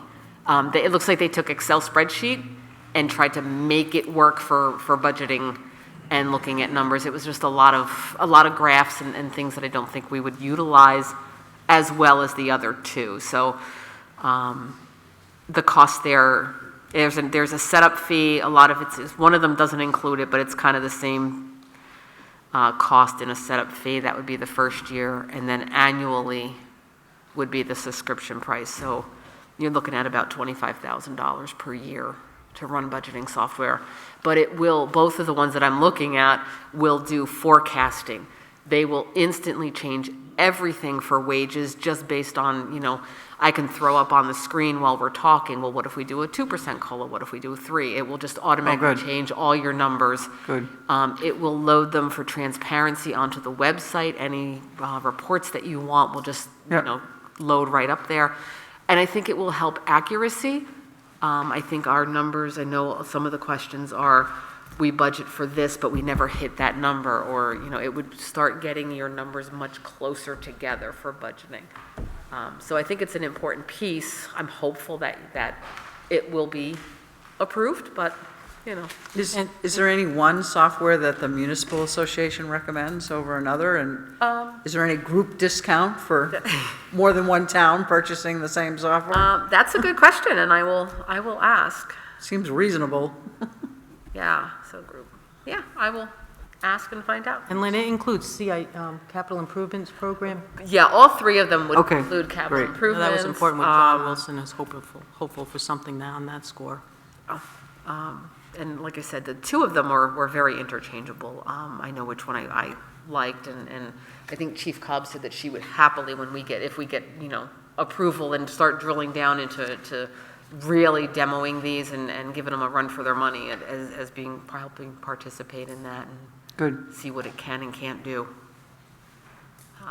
Okay. And that's it for my budget. Yep. Yeah. Lynn, what is computer support exactly? What variables are included in that? For computer support, that is VC3, that's the company that provides our support network for all of our computers. That cost is split between several different departments. 35%, I think, is covered by us. Let me see where my numbers are. These are the people that monitor our systems. It's the one Michael Williams interviewed various computer vendors last year. Yep. It's expensive. Went up over 12%, I mean. Yeah, and some of it, the increases are because we didn't accurately put it to the correct department. Right. So this goes through recreation, police, fire, Okay. highway goes through. And so last year was our first year, so we estimated varying amounts percentage-wise to each department. So Lynn's getting closer and closer to that. And as we work with VC3, they're able to sort of drill it down a little better for us too. But if we have any problem, the website goes down, viruses happen with our computers, anything, just put in a ticket and they take care of it. Okay. And if you also look at the line above it, is only up 1%. That's because I kind of, in my, naivety and newness, I had things in wrong buckets. So I'm trying to be much more accurate this year. So that one went up, but the other one did not. Okay, thank you. Okay, any other questions? Thank you, Lynn. You're welcome. Okay, page 3, assessing tax map update. As a reminder, everybody, with assessing, we work with Newbury, Sunapee, and New London for assessing, so our number is always a guesstimate. The assessing board hasn't even adopted their budget this year, so I just put in an amount. I think I may have even kept it even funded, but we'll get that number a little bit closer, but again, we still need to guess the 6 months a part of our budget. And with regard to assessing, we're going to be back up to 2 full-time employees. We haven't had our second person in a number of months now, so that group will be back up to speed soon. But they've been budgeted for 2 people all along, right? Yeah. Yeah, so I'm not saying there'll be a big increase in the budget. It's been in the budget. What we've used the money as, when we didn't have the second full-timer, had to contract out some work. So there was a company that contracted out and went and did some measuring and listings in the 3 towns. Kim, when the tri-town assessors, when you all meet, how do you decide on the COLA issue because New London does not make the final decision, right? Isn't it Newbury? Right, so Newbury is the employer for purposes of tri-town assessing. So the employees go with the Newbury personnel policies. Right, benefits, insurance. They have not. What did Newbury do last year for? I think they were at either 8 or 10, but they don't have steps like we do. So they don't always have merit increases. So I think that they were comparable to ours between our COLA and STEP. for comparable to Sunapee and New London. And this year, Dennis who's the town administrator in Newbury, they haven't decided yet, but I think they use the October CPI for theirs. And every year they use that. Whatever it is, that's what they award for COLAs. Thank you. Okay, any other questions? Okay, legal animal rescue fees? Yeah, legal is our, we're going to go over this year, I think. It's just one of those things. It's hard to guess how much we're going to use. We've used it most recently. Conservation Commission is purchasing land. That has generated some legal fees because there's been a problem with the title. We'll have employee issues, various things. The Budget Committee had a question this year on membership. So all of the legal for the town, whether it's a board, police department, fire department, whatever, goes into that fund, into that line item. I thought the legal fees with regard to conservation were paid from there. No, all legal fees go to that line. And they don't get reimbursed if there's an issue on a title that... Reimbursed from... From the person they're getting the property from. No, the seller, no, it's up to the town to do the title search and do all of that work. I mean, the fact that this person's, we couldn't get clear title, Okay. Generates the fees. I mean, we could, some towns have a legal budget in each of the departments. I don't know that would be that helpful. I mean, if you ever wanted to drill down into who was using the most, we could, but. Okay, no. Okay, planning and zoning, which is on page 4 and 5 of the budget sheets. So overall, my budget is down just over 8%, which is basically the result of the planning study for Main Street having been in last year's budget and not needing that to be in this year's, with the assumption that it will be able to be contracted by June 30th of '23. There are 3 spots in the proposed budget where there were changes, but most of the things are staying even. The first spot where there's a change, the zoning board, planning board, or the zoning board secretary. The zoning board has had a light caseload over the last 3 years. I think it is mostly contributed by the market for contractors is very difficult right now, and contractors just simply are not taking on the more difficult cases. And so we've seen a decline in the number of meetings we've had to convene. And so after 3 years of overestimating the secretary amount, I think we should drop it to 750. In the engineering review, which is the line where the Main Street project was last year, but we always have $2,000 in there for potential technical engineering reviews that the planning board might need. I'm proposing keeping another $2,000 in there for a total of $4,000 because when I initially had conversations with consultants on the cost of the Main Street study, that was over a year ago. And so by the time we actually put this out for a proposal next spring, I think we will probably be under,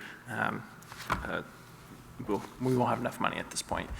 So I think that if we were to put in another 13–14%, that should hopefully get us the same product that we initially were hoping for.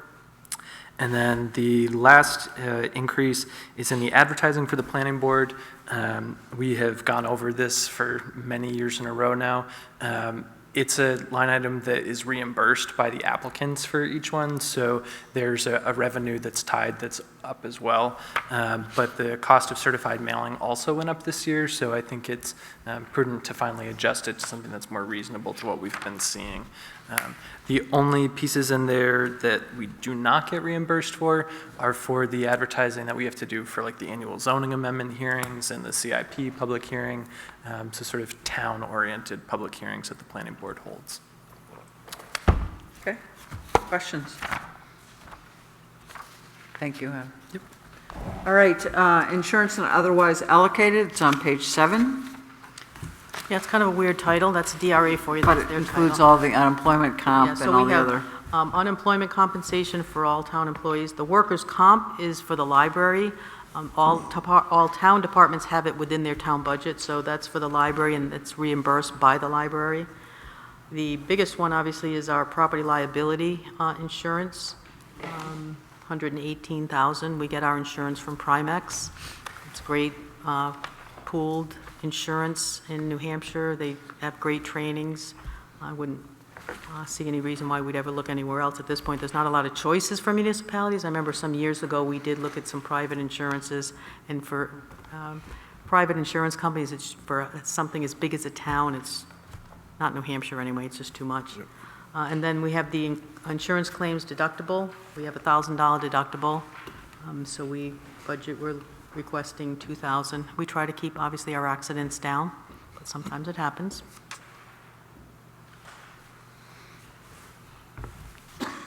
So Kim, is that 118 your estimate now, or is that? Is that the final price? Yeah, I think it's an estimate, yeah. It's what? It's an estimate, and it's tough for us to, because we budget this time of year, and these start July 1st, so a lot of the companies that quote us prices, it's not as early as the people that have the fiscal year of January 1st, so. Just a big increase compared to the previous years. Yeah. We have the CAP program, so we're just starting a new year for it, so that we can manage the increases somewhat, but it's expensive. But that is still an estimate, okay. Yeah, and they did tell us that there's going to be a big jump this time around, so. Okay, moving on, Health Administration, that's on page 13 of your budget section. Our health. Section 5 of your program area. I've spoken with Nick Bear, our health officer, and he believes that level funding should be fine this year. Okay. And the same with Welfare Administration? Yeah, we talked with Celeste. There we go. We did hear from the various groups tonight, costs going up. Celeste is confident that the 16,000, which we've done for many years, we did have one year that we went over. I'm hopeful that the extra federal programs and state programs that CAP was talking about help us, because exactly. Celeste calls them all the time. If somebody needs heat, or especially rental. Rental, if the town has to pay somebody's rent for a couple of months, it's a lot of money. So CAP is probably the best 6,000 we spend. Great. Thanks. I would just like to follow up on some of what Lindsay's question, because I think we need to be very serious and understand that this is going to be an incredibly difficult year, not just a difficult year. And it seems to me we have three obligations that we have to, that are, at least at this point, sacred. One is that we're not going to change the level of staffing. Second is that that we have to meet the compensation needs of the people we have, or else we're going to have significant morale and turnover issues and so on, because there's plenty of jobs out there that people could move to. And third of all, as with this insurance thing, there are just some services that we have to have. Add fuel to that and so on. And I'm of the mind to think that we're going to have a very difficult time agreeing to fund increases anywhere else, because by the time we do that, and we think about the taxpayer, we're going to have to pull at our belts too. And we can't just sort of say, well, we need that would be nice to have, and so on. So as we go through these things, I've just been making notes saying just about any increase is going to have to go under the microscope a lot more closely than it has tonight, because the COLA increases, the health insurance increases, health insurance is not going to go down. You've just talked about liability insurance and so on, and we've got an excellent workforce in this town right now, and I don't want to think that we're going to mess with them in order to spend money elsewhere. So I said this the other night. We were talking about something in the budget, and I said I was a budget hawk this year. I really am. I think we're going to have to be very, very, very rigid about the decisions we make here. And we won't know the tax rate, Lindsay, but we will know that a 6 or 7 or 8% increase in the operating budget ain't going to fly. And all department heads, even those that have asked for something new, they understand that there's going to be discussion about it, but they feel it's, and I agree with them, it's important for you, Selectmen and Budget Committee, to know that this is a need in the department. Pistols for the police department. You know, I think, or the election poll things.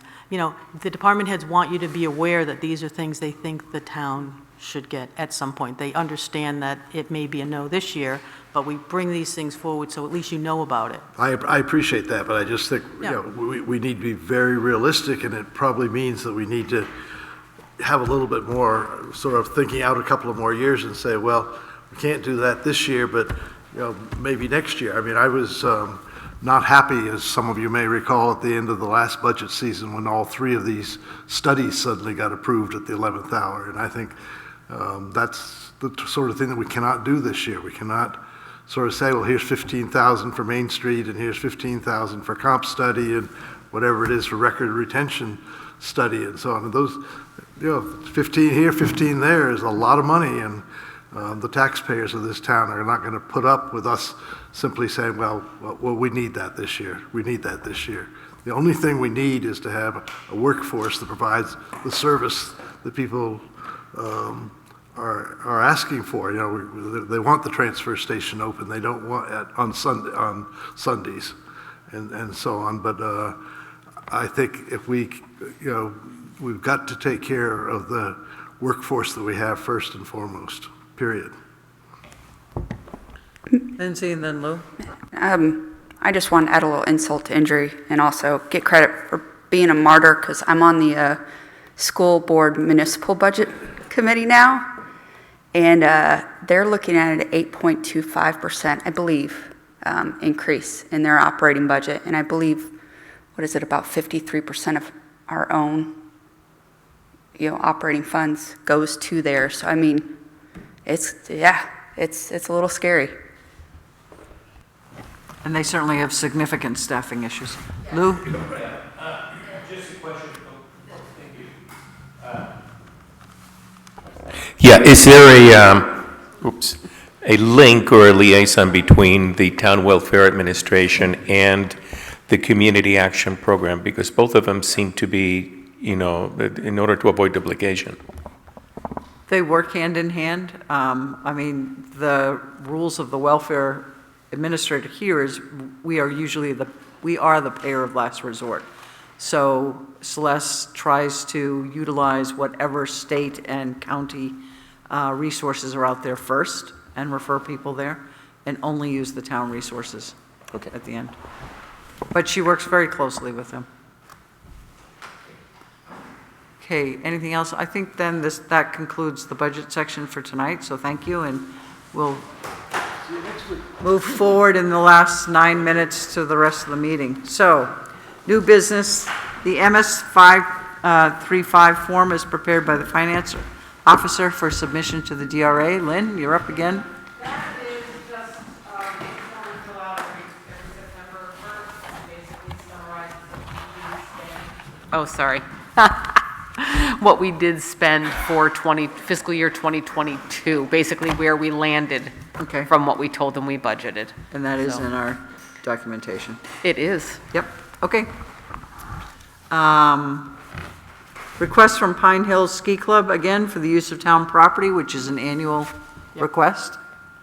Nothing new on it. I support it. Okay, so I think that was a quick vote. Volunteer interest form for Ann Bedard for appointment on the Housing Commission. Why are we resignating? Oh, thank you. We're ringing here.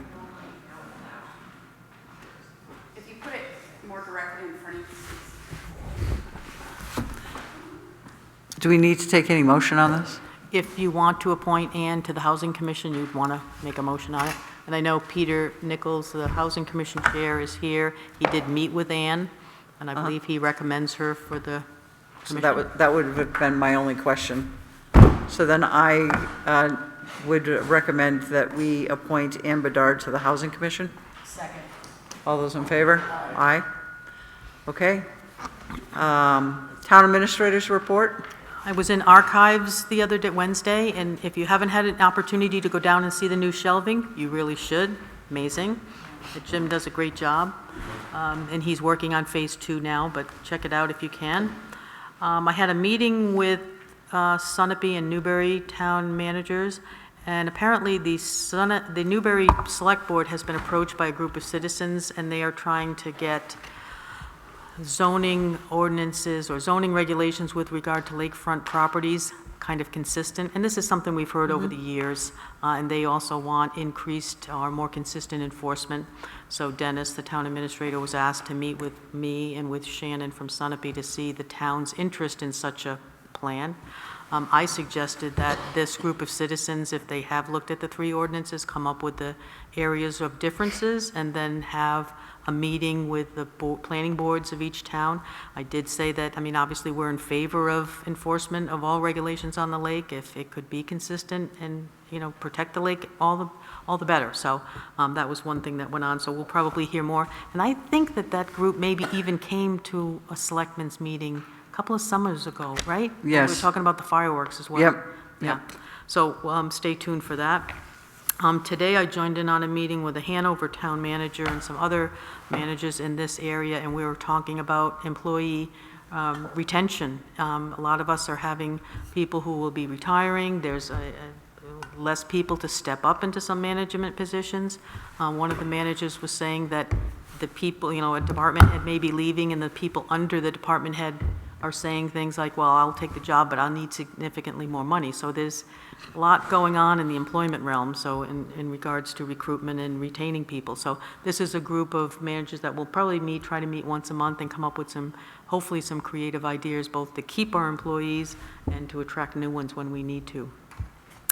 Finally, the Waste Reduction Committee, and maybe Bill was going to speak to this, but they are working on, with Bob Harrington, to start a pilot program for composting at the transfer station.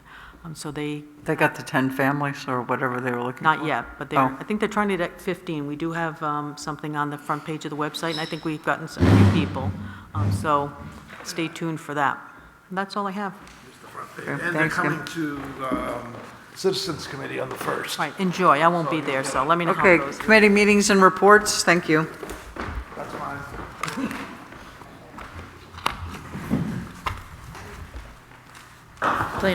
You want me? Yeah. Okay. We had a planning board meeting on September 13th, and Adam has instituted the new reporting, finding of facts that when we make a motion, when we approve something, we have to list whether or not we approved it and why we approved it, and Adam did a great job doing that. So we approved an ADU, an accessory dwelling unit on Bog Road, and it lists all the reasons that we felt it should be approved.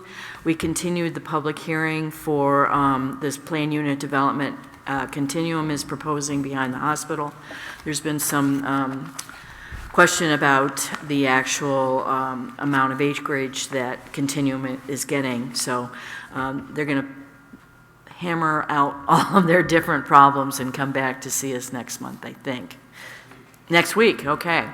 And then we did approve a minor subdivision on Sunapee Park. We also heard from a conceptual discussion of Twin Pines housing with regard to the development of 6 acres on the Crescenti property for affordable housing. And I think everybody's heard what they had to say the next night. So I won't go into all that. So anyway, they were there, and that was it for the planning board. Any questions? Nope. Okay. Do you want to update on either the Housing Commission or, since I wasn't able to be, Peter left? Yep, they had a good meeting last night. They are really delving into the zoning, recommendations for zoning changes. They had a 2-hour meeting last night. They briefly went over the workforce housing panel that they had, and they thought that was the success as well. So they're working hard. I also attended the Whipple Project Committee. Yes, thank you. So by mid-October, their next meeting is October 6th. They are working on speaking with some construction managers and trying to get more discussions from them with regard to the specifics for the sprinkler system, also discussions on the air conditioning. Frank Anzalone is Right. on board with that. He's working on that. They also had discussion of the chairs and tables, Right. which is, yeah, hard. It's hard. I mean, you know, there's just so many choices, and they're expensive. And they're trying to get things that'll work well in this room, work well for everybody, still make it so we can move these tables around. It's kind of complicated. Yeah. So they're working. Okay. Yeah. I was in Unleashed today, and I You're in a guess. what? Unleashed, where you buy pet food. So, if anybody doesn't know about my dog, Luna.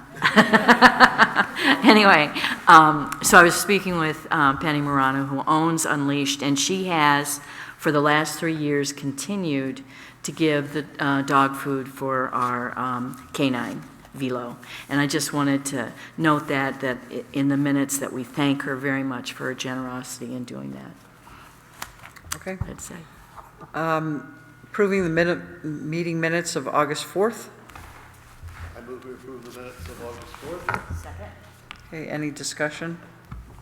Changes? All right, take a vote. All those in favor? Aye. Meeting minutes of August 18th. I move we approve the minutes of August 18th. Second. Any discussion? Hearing none. All those in favor? Aye. Aye. Okay. We have the litany of upcoming meetings and special events. Any other business to come before the board tonight? I just want to ask Kim, since you're not going to be here, are we not going to do the selectmen part of the meeting next week? And that's up to you. I mean, do you I want to think meet at you had 6 or said something 6:30? about- Well, I was thinking, I remember last year when we had only the budget discussion, that sometimes we were sitting around waiting for 6:30 to come. You folks remember that? Yes. Because we had just met the week before, and so there wasn't a lot of selectmen's business. So I guess the question is, do you have selectmen's business that you want to conduct between 6 and 6:30? And we don't have a sewer meeting? There is a sewer meeting. That's what I thought. Yep. The September one is generally the one where you set the rates, which is Right. just based on the numbers we'll come up with.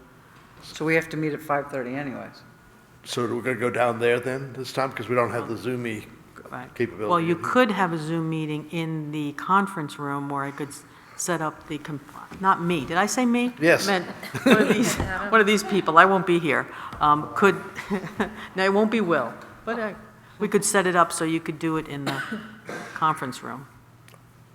I mean, I don't know. Or you can drive down there and get back here for 6:30. Yeah, why don't we, I'd rather meet at Sid Crook. what? I'd rather meet at the conference room. Are you talking about? She's been down. You could either do Sid Crook or this conference room here. Oh, then I'd say let's do the conference room here and get it over with. Then what are we going to do, excuse me, what are we going to do from 5:45 to 6:30? Well, if we have any business.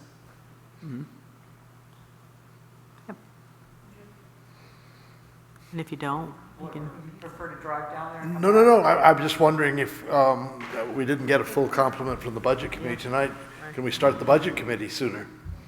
I would prefer to do that. Yeah, I mean, Try do to- the conference room for 15 minutes and then try to get them to start at 6. start at 6? Did we know that we weren't getting a full complement of this budget? I knew Chris Lorio wasn't coming, and I knew Colin wasn't coming. Because you didn't hear from John? No, I was actually surprised. We saw him last night. Oh, no, wait, he said he's John out of Wilson was going to be town. out of town, he said. Yeah, September 22nd, yeah. So only. So there's 3. Only one absent. All right, so let's do the sewer committee meeting at 5:30 and start the budget committee review at 6. And then any couple of little things we could fit in. Next Thursday, the 29th, yes. And I'm not going to be here on the 1st for the citizens of You're going to miss a great discussion about composting. Well, I'm kidding you. Don't put that, oh, we're recording this. They're working hard, but yeah, we all are going to have things we miss, right? Okay, so we done with other business? Can we move to pay the approval of the vouchers? Let's do it. I think they should be right in front of you, Nancy, all done. Shut it off. No, thanks, Will. Yeah. See you in the morning. Okay, sounds See you, Chief.